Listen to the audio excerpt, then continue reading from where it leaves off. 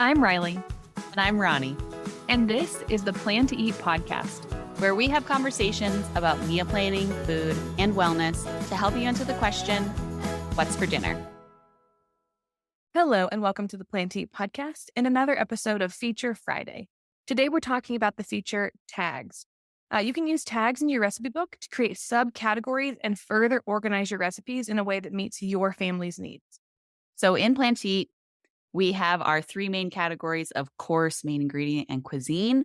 But there might be times when you're looking for additional categorization for your recipes, and that's when you're going to use tags.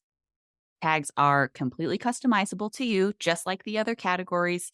You can add as many tags as you want to your account to be able to label your recipes with whatever you want. Riley and I like to use tags for things like family favorites, or we like to put our family members' names in so that we can tag their favorite recipes with their name. You can literally make anything up for a tag if you want, gluten free, keto, vegetarian, all of the different things. And the best thing about tags is that once you've added these tags to your account, it makes it really easy to search and filter for your recipes based off of those tags. We have another Feature Friday all about search and filtering options. So go check that out if you're not exactly sure how the search and filtering options work.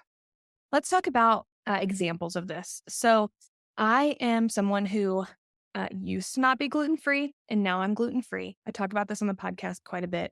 I was not gluten free when I started my Plan to Eat account, and so I have a lot of recipes that are gluten full, but I really enjoy them still and have modified them to be gluten free, even if the recipe doesn't necessarily say it's gluten free anywhere. So maybe I've got a recipe that, let's say, a really great gluten-free biscuit that I had just that wasn't gluten-free and I've modified to be gluten-free.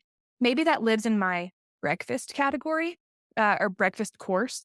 But if I tag it with gluten-free and then I tag another dessert recipe also with gluten-free, when I use the search options and search by tag for gluten-free, it compiles all of my gluten-free recipes regardless of what other categories they live in. So I'm looking at them all at one time. I really find that to be a incredibly helpful feature. Even if I'm looking for a dinner recipe and I stumble across a dessert recipe, I like having them all in one and searching by gluten free. This is something your friends can also search in your account. I find that to be super helpful when I go look at Ronnie's recipe book and I need a gluten free recipe. Maybe she's tagged some things gluten free. Maybe she's tagged things family favorites, and I go to her account and I know I can grab all those family favorite recipes that she's tagged and then add them to my account. I really like this feature, and I like having things like live in their correct course or, connected to their main ingredient or cuisine type. But then that tag adds this like further level of customization to the recipe so you can search them so easily. Right. One of the things that I started doing last year when we started talking more about seasonal eating was I started tagging my recipes with different seasons. So, based off of the ingredients in that recipe, depending on when the items are more seasonally available, I have recipes tags as winter recipes, fall recipes, summer and spring.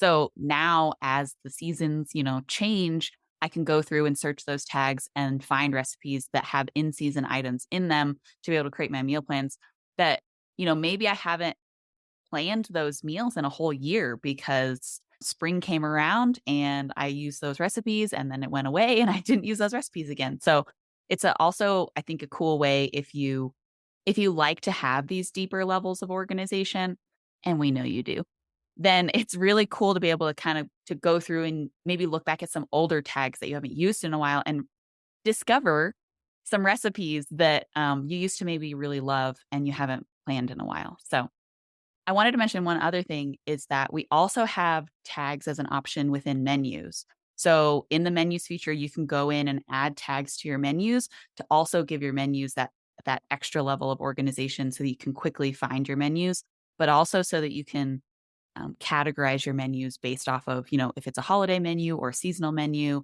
or a budget menu, whatever the things are. If that name isn't in the title of the menu, you can use tags to also categorize them. Ronnie already mentioned this, but I just want to reiterate that tags are fully customizable, just like every other filtering option inside of Plan to Eat. We do have a list that is automatically there when you start your account, but you can add to this list and delete what we've put in there. We get a lot of questions about people wanting to add their own tags. So I just want to make sure you know you can add whatever you would like and make it personal to you in your account. Thanks for listening today. If you have any questions, please email us at help@planteed.com, and we'll see you guys soon.